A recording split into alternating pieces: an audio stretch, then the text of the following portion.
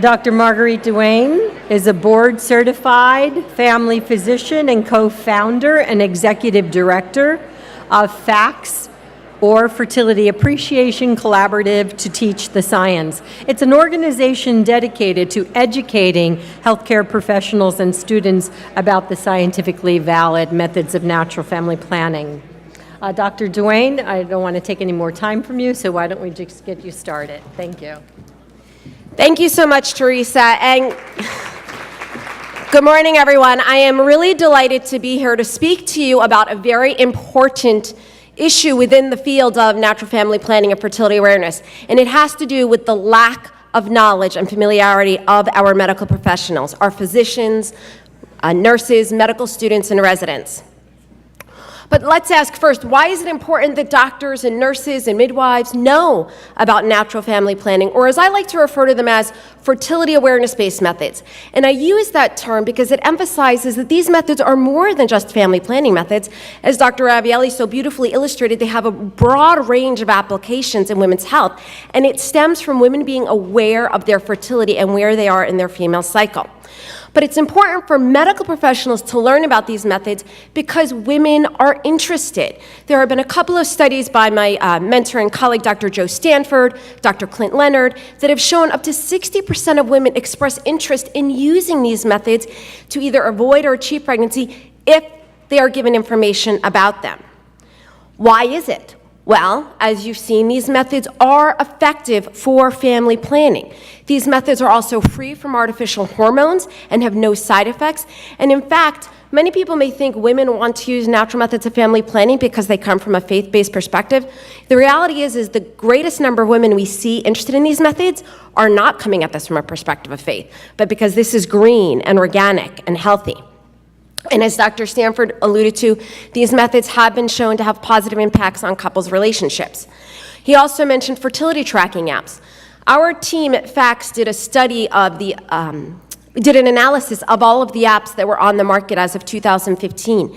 There were, about that time, 100 apps that were on the market for couples to use to achieve or avoid pregnancy. At this point, there's over 1,000 apps on the market just to even track a woman's fertility. And these apps have millions of users. But they do not say to these women, you need to learn how to chart your cycle from a trained instructor, which is critical. And I am so grateful to all of the educators we have here. It's also important because medical students are interested in learning about these methods. FACTS did a survey of medical students at 7 different medical schools, and 85% of them agreed that physicians should be adequately informed and educated about FABMs to offer these methods to patients. 60 to 70% of the students want to learn more about these methods, with about 2/3 of those saying they'd like to learn about these methods through online learning opportunities. And yet, 80 to 90% of these students were not at all familiar with any of the modern FABMs, Billings, Creighton, Symptothermal, Marquette.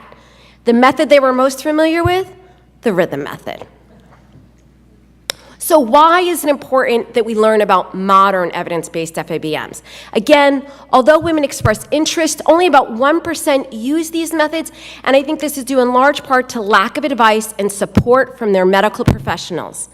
There was a study published a couple years ago that showed only 3 to 6% of OB-GYNs and family physicians, the doctors that provide the overwhelming majority of women's health care, less than 10% had correct knowledge of the effectiveness about FABMs, and as such, students do not learn about them.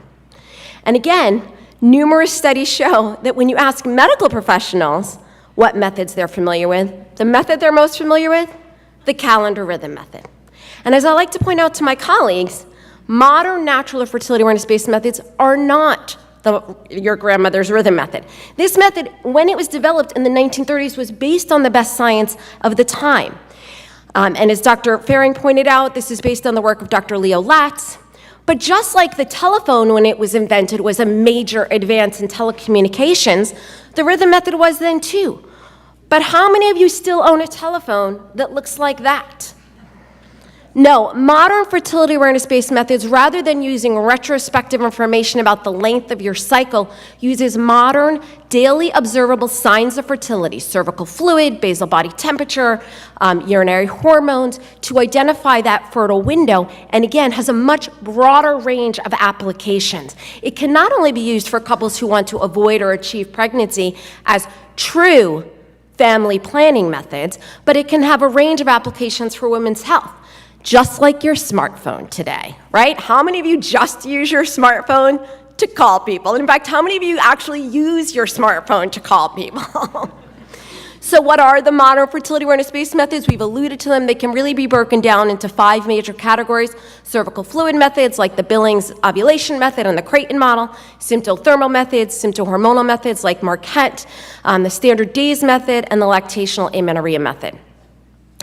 Dr. Stanford discussed his recent study on effectiveness about 3-4 years ago. My team at FACS, led by my colleague, Dr. Mike Manhart, actually also did a review of the literature looking at all of the studies dating back to 1980. We didn't go back further because we thought, the Billings method as it was taught in the 70s is different than the Billings method today. And this is what we found. And the important thing to note is if you look at the correct use, the majority, Billings, Creighton, symptothermal, have correct use effectiveness rates of less than 1 unintended pregnancy per year. This is the best possible results.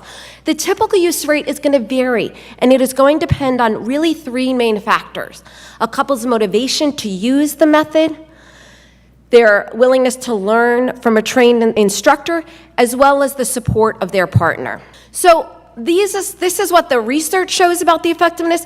But what do medical organizations say? What are medical students and nursing students and the general population learning about the effectiveness of fertility awareness-based methods?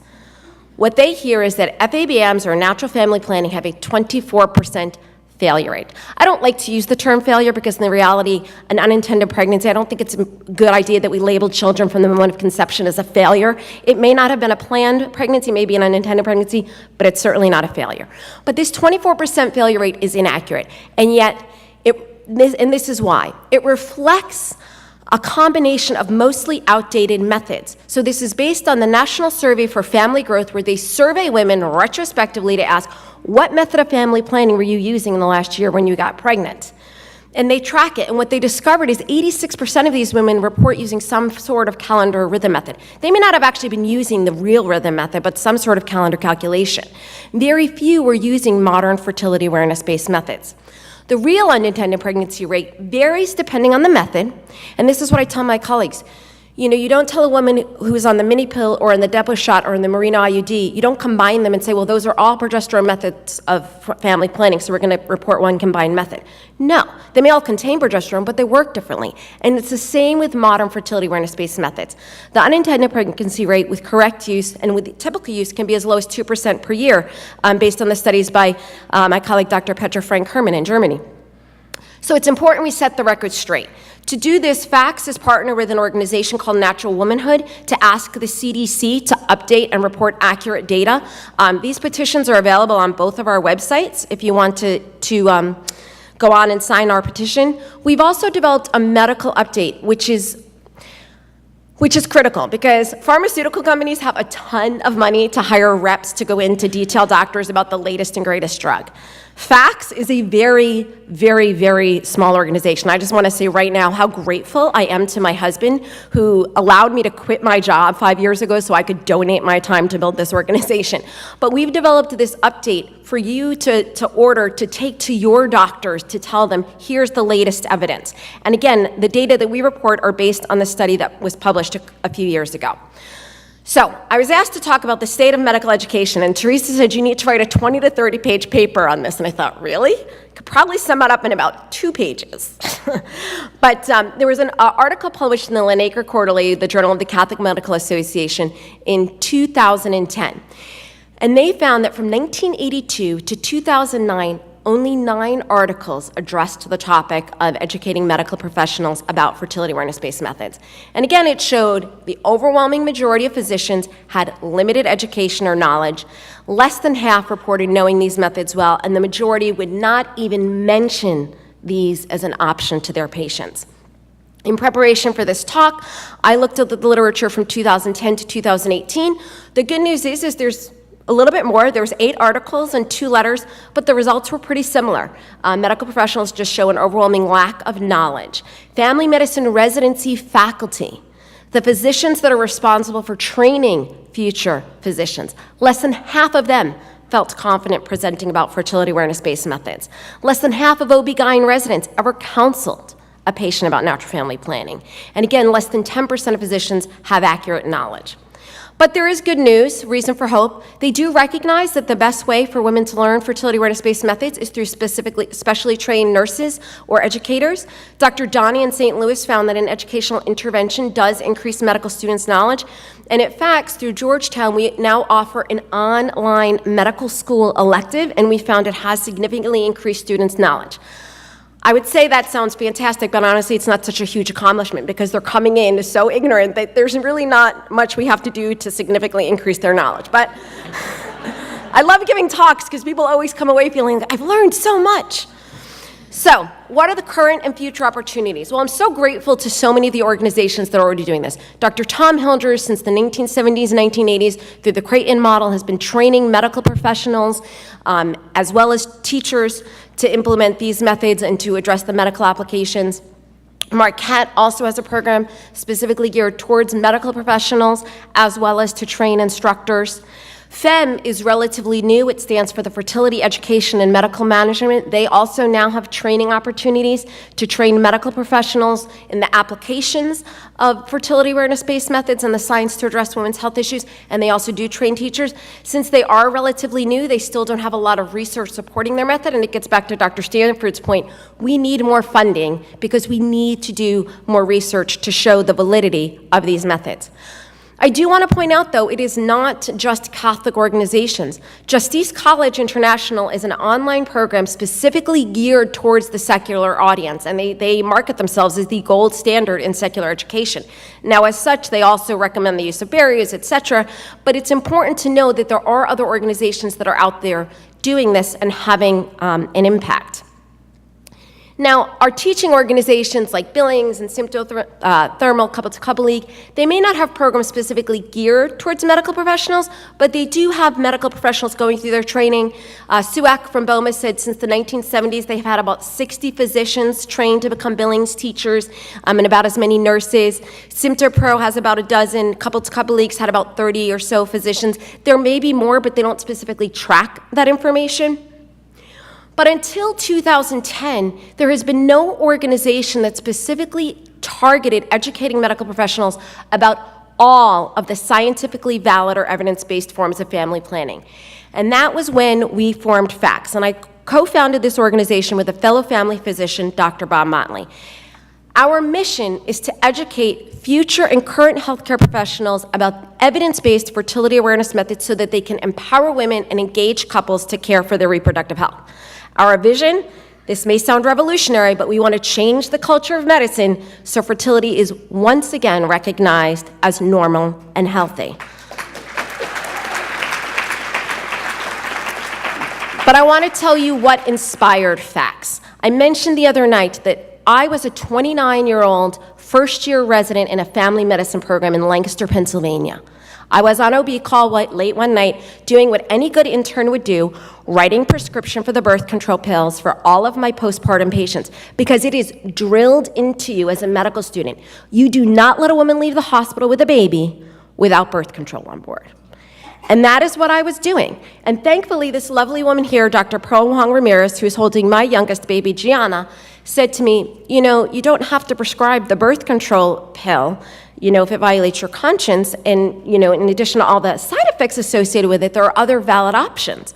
And I looked at her and I said, what? She's like, well, you can teach them about charting their cycle. I said, what is that? She's like, well, you know, with natural family planning or fertility awareness. And I was shocked.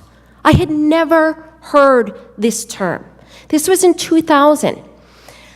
10 years later, I got an email from a friend of mine. I joined the faculty at Georgetown in 2004. I left my paid position in 2008 to become medical director of the Catholic Charities Health Centers, but I was still an adjunct as a volunteer, and I got an email from a colleague saying, we need people to teach small group electives on topics loosely related to medicine. And I thought, what a wonderful opportunity to even reach a small group of first-year medical students.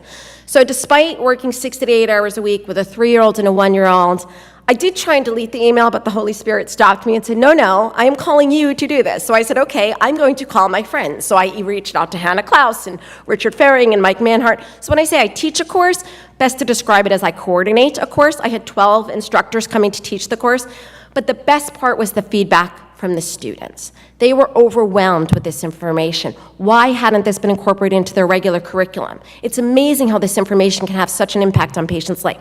This is something every medical student should learn. And so we formed FACS.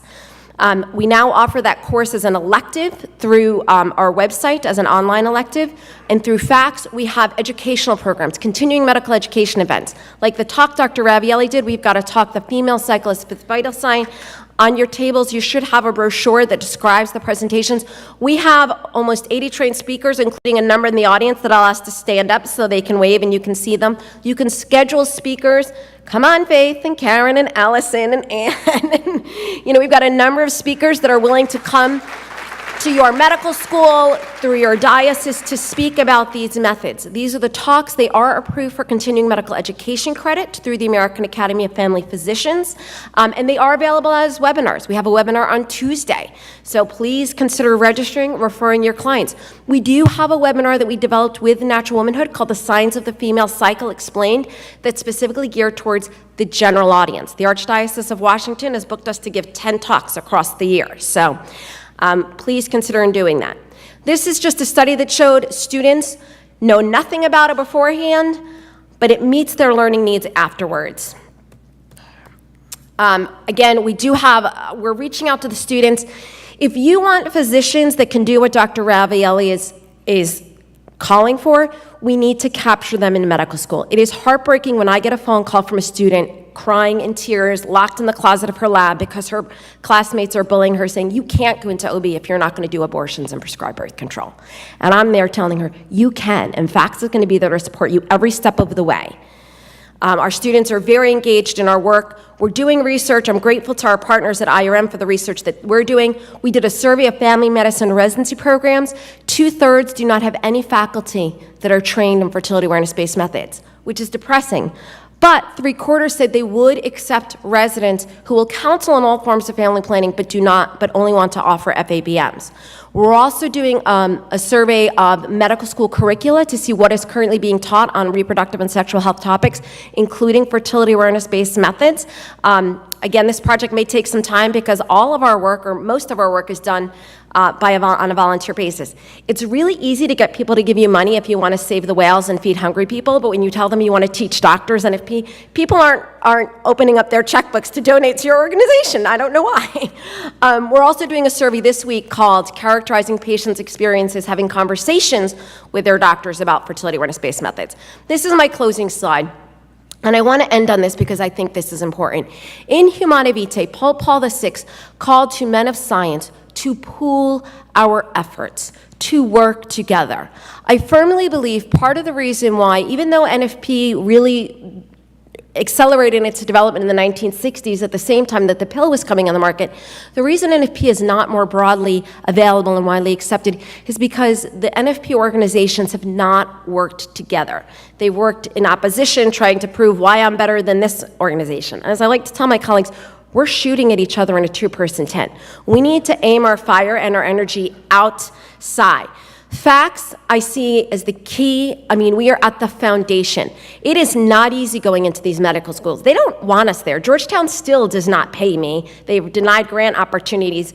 They're not interested in that. The students are interested, and they are inviting us in to speak, but we need to put pressure on the medical schools through our women and through our patients to bring this information to the medical schools. And we need to work with all of these organizations, pooling our efforts to bring the science of fertility awareness-based methods to medical students, nursing students, healthcare professional students across the country, so they in turn can share this information with their patients, empowering them to care for their health and plan for their families. Thank you very much.